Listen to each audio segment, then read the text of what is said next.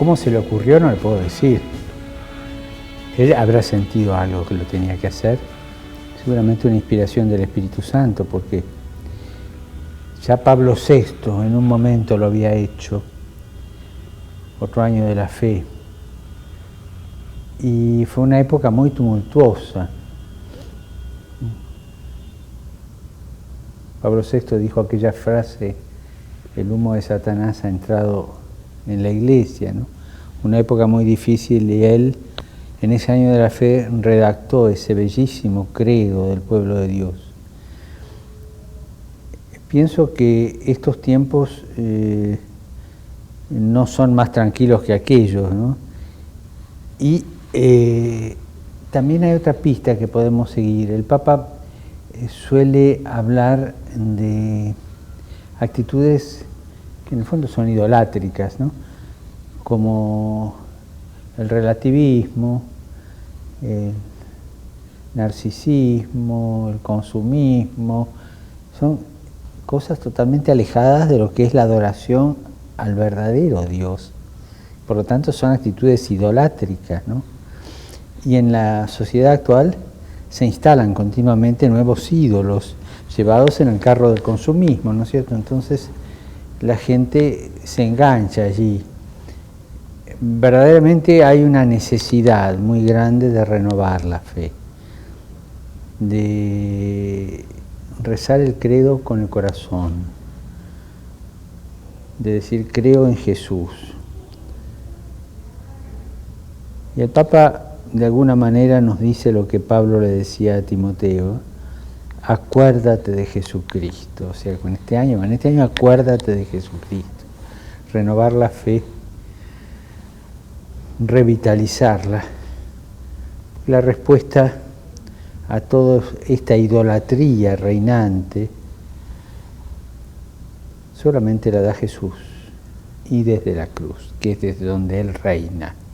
Negamos la cruz de Jesús, negamos a Jesús. Y un dato interesante de este paganismo, es un paganismo gnóstico, ¿no es cierto? Sí, creo en Dios, pero es un Dios spray, ¿no? Un Dios así diluido, casi un panteísmo. Pero un dato interesante de esto es la estadística de los gastos de cosas no necesarias en el orden mundial. Bueno, gastos de cosas necesarias, alimentos, medicina, no, eso dejemos de lado. De las cosas que no son necesarias, de cosas superfluas. El primer tope lo tiene las mascotas. Se gasta en mascotas en el primer nivel de gastos superfluos. Se idolatra la mascota. Está la idolatría de comprar, alquilar, tener un afecto que yo doy como quiero, donde quiero, sin la libertad de la respuesta, ¿verdad?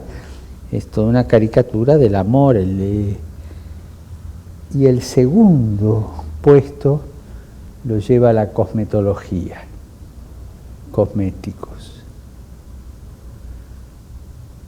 En el orden mundial, no me acuerdo las cifras, pero son millones y millones, miles de millones, que se gastan en estas dos cosas. Mientras tanto, el Papa está hablando de los chicos que se mueren de hambre en continentes en vías de desarrollo, África, Asia, América, ¿no es cierto? Primero la mascota, después si sobra algo le tiramos a los chicos, pero... Y está hablando de la belleza del espíritu, de la belleza del corazón, que no tiene nada que ver con la belleza artificial del cosmético, ¿verdad? O sea, nos disfrazamos la belleza cuando no tenemos la belleza de Dios.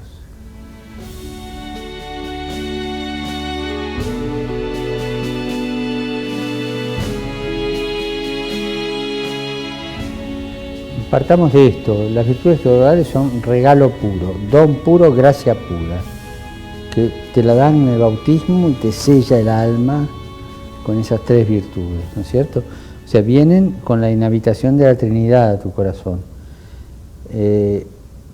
Pero nadie las puede ni comprar ni conseguir por su esfuerzo. Son regalo puro de Dios. Evidentemente, cuando nos metemos en un camino más de suficiencia o más pelagiano, el regalo pasa a segundo lugar y entonces se debilita la fe, se debilita la caridad, se debilita la esperanza, ¿no? Entonces lo más importante es lo que yo hago. Y acá recuerdo un midrash de un rabino del siglo XII, más o menos de la época de Santo Tomás, ¿no? O siglo XIII, por ahí. Él, hablando de la Torre de Babel, explicaba cómo los hombres, en ese afán de progresar, empezaron bien, pero terminaron mal. ¿Y dónde estuvo la falla? Para construir la torre tenían que hacer los ladrillos. Para hacer los ladrillos tenían que ir a buscar la paja, hacer el barro, amasarlo, cocinarlo. Y entonces un ladrillo valía mucho, era el fruto de un esfuerzo muy grande. Entonces cuando subiendo se caía un ladrillo y se rompía, era una tragedia porque se perdía mucho de lo que se había invertido. Se caía un hombre y no había problema, se suplía con otro esclavo.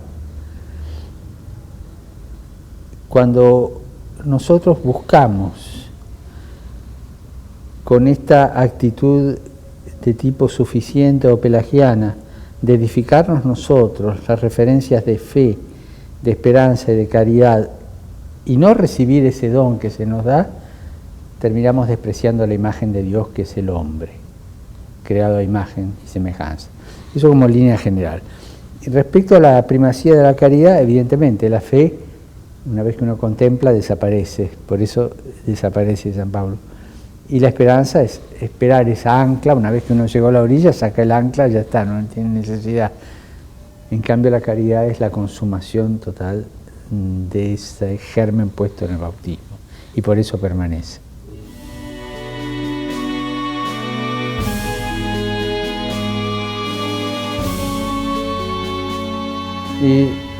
Evidentemente que nuestros pueblos tienen una gran reserva cultural y una reserva espiritual. Una reserva que la podemos poner en algunas imágenes que son general de todos los pueblos de América Latina. Las imágenes de Nuestra Señora, la Madre, la que nos trae a Jesús, la que nos da calor de hogar en la iglesia, figura de la iglesia, y el Cristo crucificado, que a veces es el Cristo alrededor de la cruz, como es el Señor de la paciencia, después de ser azotado y coronado de espina, ¿verdad? O el Señor yacente, muerto, pero son como dos figuras muy de nuestros pueblos, además de todas las devociones de santos que tiene. Pero la reserva está en esa referencia a que Dios es venido en carne y sufrió por nosotros. Esas son esas dos imágenes. Es venido en carne porque lo trae la Madre, que es Madre de todos nosotros, y muere por nosotros para darnos la vida. Esa referencia es una reserva de nuestros pueblos, que los lleva a ir adelante y da pie a esas virtudes de la solidaridad, la ayuda, la comprensión y todas esas cosas, ¿no? Todavía no, eso no ha sido destruido. Evidentemente que toda esta cultura que se propone, incluso que se propone en los centros de estudios también, y que se propone también como conducta social, está erosionando o tiende a erosionar esto, ¿no? Pero pienso que esa piedad popular, en el hondo sentido de la palabra, ¿no?, como la denominaba Pablo VI en Evangelii Nunciandi, o Aparecida en en su documento. Esa piedad popular que tiene esa raigambre de fe muy grande, todavía es muy fuerte, y yo apuesto a la fe de nuestro pueblo, como que el Señor nos dará la gracia a través de estas prácticas de piedad y de esta obediencia al Cristo que murió por nosotros y esa veneración a la Madre, poder salvarnos de esta corriente, ¿no? De ese relativismo que todo es igual, ¿no?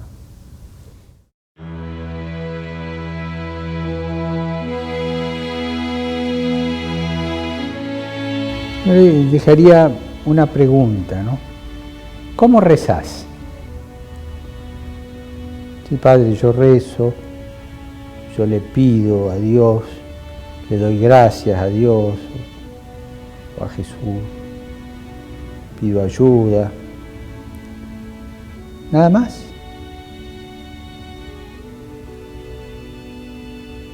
¿Solamente pedir y dar gracias?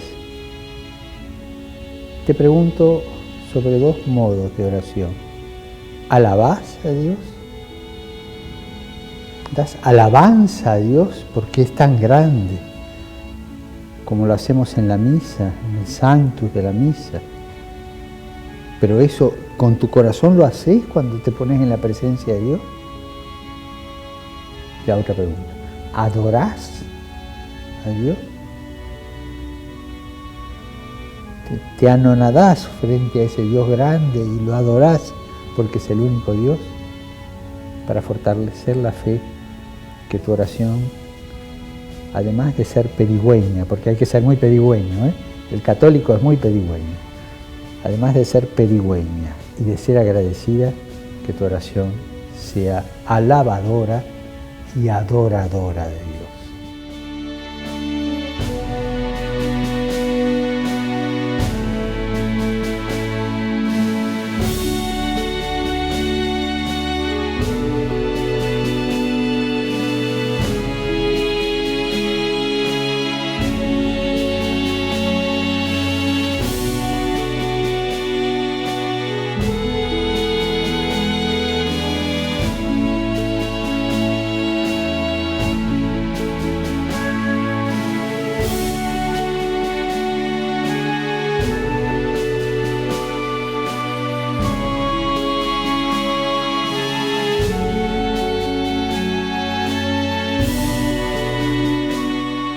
Si no adorás a Dios, ya tenés un sustituto.